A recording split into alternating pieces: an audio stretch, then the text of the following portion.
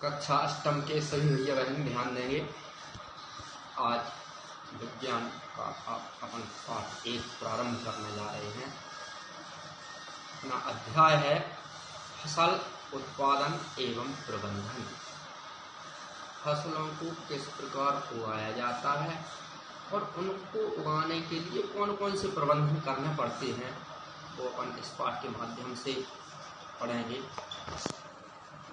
क्योंकि भारत देश जो है एक कृषि प्रधान देश है और अधिकांश भैया बहनों के परिवारों में कृषि का कार्य होता है, काफ़ी सरल इकाई है। तो अपन फसल उत्पादन एवं प्रबंधन के बारे में पढ़ेंगे। तो फसलों का उत्पादन करने के लिए सबसे पहले मिट्टी को तैयार करना पड़ता है। तो फसल उत्पादन का एक पहला चरण है मिट्टी तैयार करना। ट्रैक्टर के द्वारा खेत को जुताई की जाती है, उसमें पानी दिया जाता है। पानी देने के बाद फिर से ट्रैक्टर के द्वारा बखरनी की जाती है। देसी हल या बखर के द्वारा खेत को समतल कर लिया जाता है। इस प्रकार से अपना खेत फसल बोने के लिए तैयार हो जाता है। इसके बाद अपन को बुआई करनी पड़ती है। तो बुआई के पूर्व में एक विशेष परिस्थिति बनती है कृषकों के सामने कि बीजों का चयन किस प्रकार किया जाए। हम अपने खेत में अच्छा उत्पादन प्राप्त करने के लिए किस किस्म के बीज बोएं। तो अच्छी किस्म के अधिक उपज देने वाले बीजों का चयन कृषक लोग पहले से ही कर लेते हैं। इसके बाद खेत को तैयार करते हैं। खेत की तैयारी के बाद में फसल उत्पादन का दूसरा चरण होता है बुआई करना। आज भी अपन देखते हैं कि जो बुआई होती है खेतों में कई विधियों से होती है। जैसे बुआई की विभिन्न विधियों के बारे में बता देते हैं। एक ट्रैक्टर के द्वारा सीडल से बुआई की जाती है। इसके पूर्व में कई पारंपरिक विधियां थीं।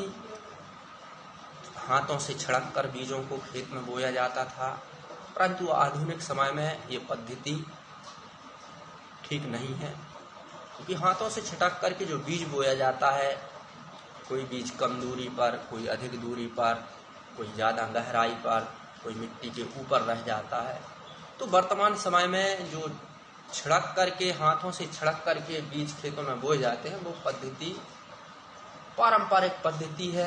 कृषि में यंत्रीकरण के कारण सीडल विधि से जो बुआई की जाती है काफ़ी उपयुक्त मानी जाती है। क्योंकि निश्चित दूरी पर बीज डाले जा सकते हैं सीडल के द्वारा, निश्चित गहराई पर डाले जा सकते हैं। इस कारण से वर्तमान समय में सीडल विधि उपयुक्त मानी जाती है। इसके अलावा एक पौधारोपण विधि भी आती है। पहले पौधा घर में पौधों को तैयार कर लिया जाता है। इसके बाद में उन पौधों को उखाड़ करके खेत में रोप दिया जाता है। इसमें विभिन्न प्रकार की फसलें आती हैं। सभी प्रकार की सब्जियां पौधारोपण विधि से अपनाई जाती हैं। धान की खेती, लहसुन की खेती, ये सब पौधारोपण विधि द्वारा की जाती है। इसके बाद में अपना तीसरा चरण आता है खाद एवं उर्वरक देना। और तो जब हमारी फसल अंकुरित होकर खेत से बाहर निकलती है, तो हम देखते हैं कि कुछ कृषक लोग विभिन्न प्रकार के रासायनिक खाद डालते हैं। कोई रासायनिक खाद डालते हैं, कोई जैविक खाद डालते हैं। मतलब कृषक अपनी इच्छा अनुसार इन खादों का चयन करता है कि हमें जैविक खाद डालना है या रासायनिक डालना है, डीएपी डालना है, सुपर फास्फेट डालना है, यूरिया डालना है, जिंक डालना है। मतलब अपनी भूमि का परीक्षण कराने के बाद कि हमारी मिट्टी में किस प्रकार के पोषक तत्वों की कमी है, उस प्रकार से कृषक लोग अपने खेतों में रासायनिक और जैविक खादों का छिड़काव करते हैं। इसके बाद अगला चरण आता है सिंचाई का।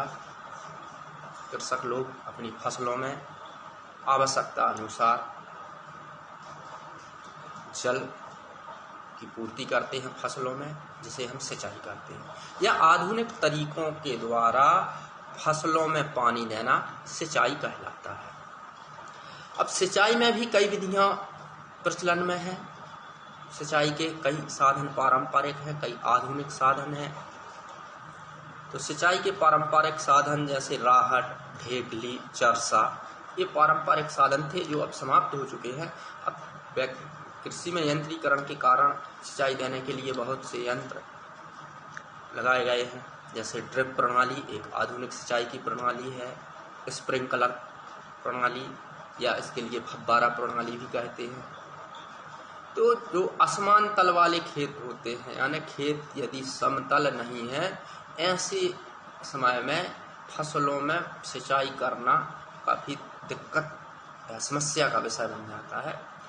तो ड्रिप प्रणाली द्वारा या फव्वारा प्रणाली द्वारा या उसके लिए अपन स्प्रिंकलर प्रणाली भी बोलते हैं, इसके द्वारा खेत का तल समान हो या असमान हो, सुविधाजनक तरीकों से सिंचाई कर सकते हैं।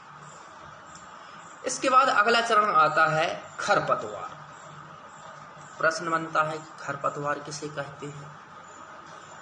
तो फसली पौधों के साथ में हमारे खेतों में कुछ अवांछनीय पौधे उगाते हैं, जिनके लिए खरपतवार कहा जाता है। मतलब फसली पौधों को तो हम बोते हैं, परंतु कुछ पौधे ऐसे होते हैं जिनको हम नहीं बोते और वो उगाते हैं। तो अपन आंसर में लिख सकते हैं कि फसली पौधों के साथ में कुछ अवांछनीय पौधे उगाते हैं, जिनके लिए हम खरपतवार कहते हैं।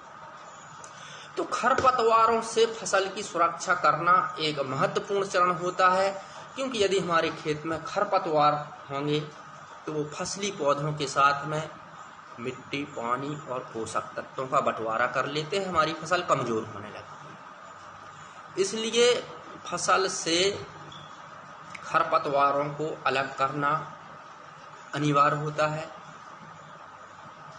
तो खरपतवार निकालने के लिए वर्तमान समय में कई प्रकार की रासायनिक दवाइयाँ प्रचलन में हैं, जिनके द्वारा खरपतवार नष्ट किए जाते हैं, या इसके अलावा निराई करके खुरपी के द्वारा को अलग कर लिया जाता है खरपतवारों। अगला चरण आता है कटाई का। निराई के बाद जब हमारी फसल पक के तैयार हो जाती है, जब फसल पक के तैयार हो जाती है तो उसके बाद उसकी कटाई की आवश्यकता पड़ती है। जो तैयार फसल खेतों में खड़ी होती है उसकी कटाई को अपन हार्वेस्टिंग के द्वारा फसल की कटाई और थ्रेसिंग दोनों साथ में हो जाती है, उसके लिए हार्वेस्टिंग कहते हैं। या फिर हाथों के द्वारा भी फसल की कटाई की जाती है। कटाई करने के बाद अपना अनाज और भूसा अलग हो जाता है। अनाज को हम अपने घरों में रख लेते हैं। घरों में रखने का एक महत्वपूर्ण चरण है जिसके लिए अपन भंडारण बोलते हैं। तो जब फसल हमारे पास उपलब्ध होती है उस समय तो ठीक है, परंतु जब फसल उपलब्ध नहीं होती है और हमें उस फसल का उपयोग करना पड़ता है, इसके लिए हम एक वर्ष के लिए वो अनाज सुरक्षित रख लेते हैं, और अनाज को सुरक्षित तरीके से रखना कहलाता है भंडारण। इस प्रकार से पूरे वर्ष भर को हम गेहूँ, चना, अरहर या विभिन्न प्रकार की फसलों को एकत्र करके सुरक्षित रखते हैं, उसके लिए कहते हैं भंडारण।